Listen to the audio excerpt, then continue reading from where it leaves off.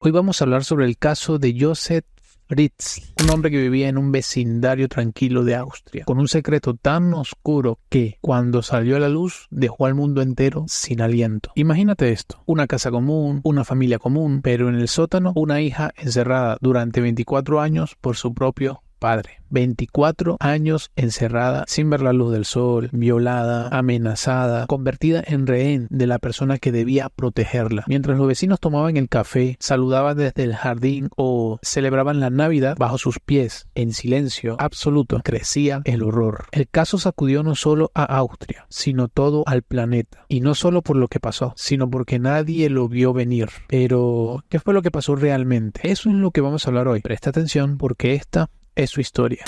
Josef Fritzl nació el 9 de abril de 1935 en la pequeña localidad de Amstetten, Austria. Era hijo único de Josef padre y Maria Fritzl. Su padre, alcohólico, abandonó a la familia cuando Josef tenía solo 4 años y murió después en la Segunda Guerra Mundial. Así, Josef creció bajo el cuidado exclusivo de su madre, extremadamente estricta hasta la brutalidad. Según contaría después, ella lo golpeaba con frecuencia, además de insultarlo, llamándolo Satanás, criminal, bueno para nada. No apruebo el maltrato a ningún niño, pero vaya si ella acertó con el diagnóstico. Este tipo terminó siendo el rey de los desgraciados.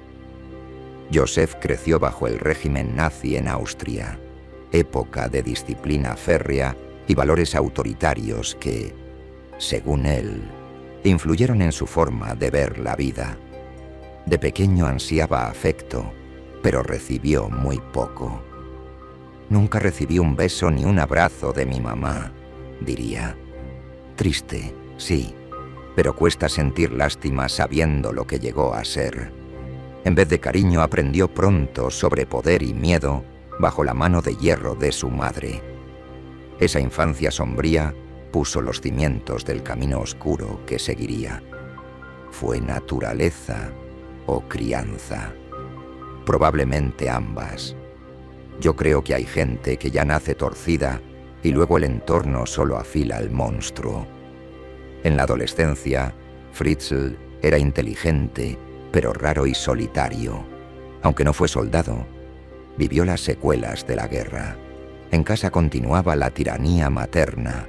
Él llegó a decir que acababa tendido en un charco de sangre tras las palizas. Tremendo. Ningún niño merece eso. Aún así, de joven afirmaba venerar a su madre, la mejor mujer del mundo, para más tarde reconocer el terror que le infundía. Aquellas lecciones de dominio y control las retorcería de forma horrenda en su vida adulta. Tras la escuela obligatoria, estudió ingeniería eléctrica y parecía encaminarse a una vida productiva. Pero ya se asomaban indicios inquietantes. Inteligente, sí. También peculiar y solitario. Consiguió empleo en una siderúrgica de Linz y más tarde en una empresa de materiales de construcción en Amstetten. Sus conocimientos técnicos le dieron gran habilidad mecánica y eléctrica, saberes que emplearía después para construir una instalación secreta para sus crímenes. En 1956, con 21 años, se casó con Rosemarie, de solo 17. Otros tiempos. Para conquistarla se presentó como un hombre corriente, listo para sentar cabeza. Ese mismo año, su madre se mudó con los recién casados. Muy romántico todo y, en un perturbador giro, él empezó a ejercer control sobre ella. Se dice que llegó a encerrarla en el ático, tapiar sus ventanas y decir a los vecinos que había muerto, cuando en realidad la mantuvo cautiva hasta su fallecimiento en 1980. Era el preludio macabro de lo que haría después. Para mediados de los 50, Fritzl era ingeniero, esposo y pronto padre. Pero su obsesión con el poder y el encierro ya germinaba. Rosemarie, amable y confiada, se instaló con él en la casa de Ybbstrasse 40 de Amstetten. la misma que luego sería mundialmente infame. Joseph mandaba con puño de hierro. No toleraba la menor disensión. Una cuñada lo describiría como un tirano. Rosemary intentaba mantener la paz, ignorando los planes atroces que él fraguaba. Tuvieron 7 hijos, 3 varones y 4 niñas. Entre ellas, Elizabeth, nacida el 6 de abril de 1966. La familia parecía estricta pero normal desde fuera. Por dentro, los golpes eran habituales. Un conocido diría que Elizabeth era muy retraída y tímida, y su padre la abofeteaba por cualquier nimiedad. El miedo colgaba sobre todos, y los delitos sexuales de Joseph no empezaron con su hija. En 1967, con 32 años, irrumpió en casa de una enfermera de 24 y la violó a punta de cuchillo. Fue condenado a 18 meses, de los que solo cumplió 12. Increíblemente, el delito se borró de su historial tras 15 años. También fue acusado de otro intento de violación y exhibicionismo. Rosemary sabía que su marido había estado en prisión. No así los motivos. Él retomó su fachada familiar, pero sus deseos violentos apuntaron ahora al peor blanco. Elizabeth. Comenzó a abusar de ella en 1977, cuando tenía 11 años. Al llegar la adolescencia, la violaba. A los 16, Elizabeth intentó huir 2 veces. La policía la devolvió a casa. Para ella, regresar era una sentencia de muerte. Entre finales de los 70 y principios de los 80, mientras ella crecía, Joseph construía en secreto una prisión bajo la casa. Aprovechó permisos para crear un refugio nuclear, algo común en la Guerra Fría y nadie sospechó. Excavó toneladas de tierra, instaló puertas reforzadas, hasta 8 seguidas, cerradura electrónica, ventilación, electricidad y paredes insonorizadas. Incluso levantó una piscina en el jardín para explicar los escombros. El 28 de agosto de 1984 todo estaba listo. Joseph pidió a Elizabeth, de 18 años, que le ayudara con la última puerta. Mientras ella sostenía el marco, la drogó con éter, la arrastró al habitáculo y la encerró. Cuando la joven no apareció, Joseph alegó que se había unido a una secta. Incluso la obligó a escribir cartas para sostener la mentira. La policía y la familia le creyeron. Al despertar, Elizabeth estaba encadenada a una cama, en completa oscuridad. Durante 2 días apenas pudo moverse. Luego, la ató por la cintura. Meses más tarde quitó la cadena, no por compasión, sino para abusar con mayor comodidad. Pasaron años de violaciones, palizas y terror psicológico. En 1988 nació Kirsten. En 1990, Stefan. Ambos crecieron bajo tierra. En 1992 nació Lisa. Joseph la subió al exterior 9 meses después y la dejó en la puerta, junto con una nota de Elizabeth pidiendo a sus padres que criaran al bebé. Servicios sociales no sospecharon y los Fritzl adoptaron legalmente a la niña. Lo mismo ocurriría con Mónica, 1994, y el gemelo Alexander, 1997. El otro gemelo, Michael, murió poco después de nacer y Joseph incineró su cuerpo. En 2002 nació Félix, quien permaneció en el sótano. Así, 3 niños arriba y 3 abajo. Todos hijos y nietos de Joseph a la vez. Los servicios sociales llegaron a visitar la casa varias veces por los niños dejados en la puerta. Pero Joseph siempre tenía cartas de su hija sectaria y un expediente limpio. Su violación de 1967 ya no constaba. Así que nadie profundizó. Los niños del sótano jamás vieron la luz del sol. Se comunicaban a veces con gruñidos. Elizabeth, pese a todo, pintó dibujos en las baldosas Les enseñó a leer y les contaba cuentos para darles algo de esperanza. Cada mañana Joseph bajaba con víveres y abusaba de su segunda familia. A veces cortaba la electricidad como castigo, dejándolos a oscuras. Les amenazaba con gas venenoso o descargas eléctricas si intentaban escapar. Mentiras que bastaban para controlarles. En abril de 2008, Kirsten, ya de 19 años, enfermó gravemente. Elizabeth suplicó atención médica. Joseph temió que muriera y por primera vez la llevó al hospital, alegando que la había encontrado con una nota de su madre, sectaria. Los médicos sospecharon. La joven estaba desnutrida, con dientes podridos y fallo renal. La policía hizo un llamamiento público pidiendo a Elizabeth que acudiera al hospital. En el sótano, ella vio la noticia por televisión y rogó a su padre que la dejara ir. Joseph, presionado, decidió reaparecer con Elizabeth y 2 hijos más, Stefan y Félix, el 26 de abril de 2008. En el hospital, la policía los separó. Elizabeth, aterrada, accedió a contar todo si le prometían no volver a ver a Joseph. Durante 2 horas, relató 24 años de horror. Poco después, la policía arrestó a Joseph y allanó la guarida. El mundo entero quedó estupefacto ante el monstruo de Amstetten. Horas después, los agentes se dirigieron a la casa, atravesaron una puerta tras otra. Ocultas tras estanterías y muros falsosi, entraron en un lugar que ningún extraño había pisado en 24 años. La noticia corrió como pólvora y, en los días siguientes, el mundo conoció al monstruo de Amstetten. Los vecinos, incrédulos, recordaban a Joseph como un padre severo pero corriente.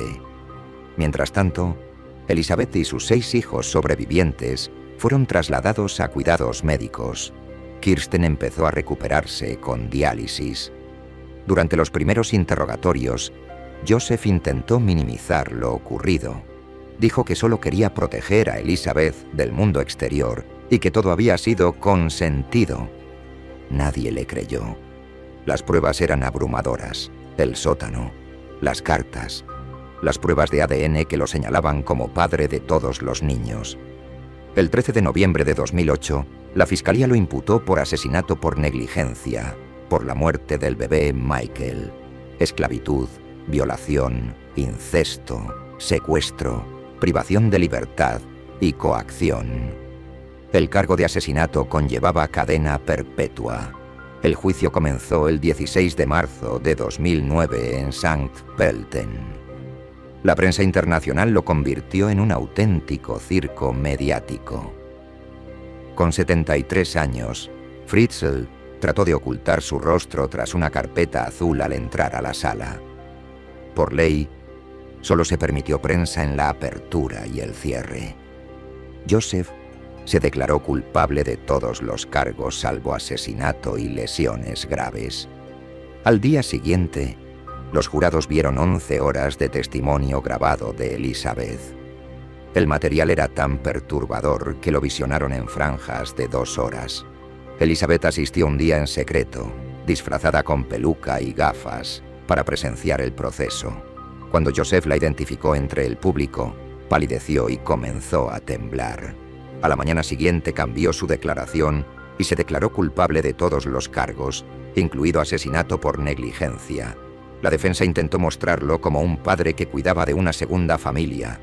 Llegaron a citar que les bajaba un árbol de Navidad, pero la fiscalía describió la miseria del sótano y pasó entre los jurados objetos malolientes recogidos allí.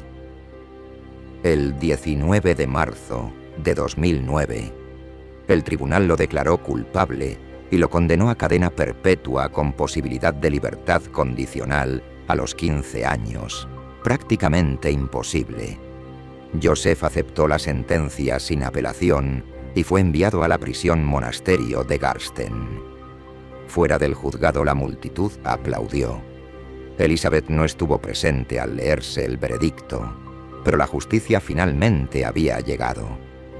Tras su liberación, Elizabeth y sus hijos pasaron por un extenso tratamiento físico y psicológico. Kirsten salió del coma y se reunió con su familia a finales de 2008. Autoridades austriacas protegieron ferozmente su intimidad, ofrecieron nuevas identidades y la posibilidad de vivir en un lugar secreto.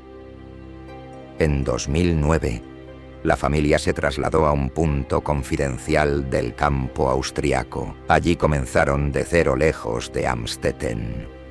Elizabeth y los niños recibieron miles de cartas de apoyo.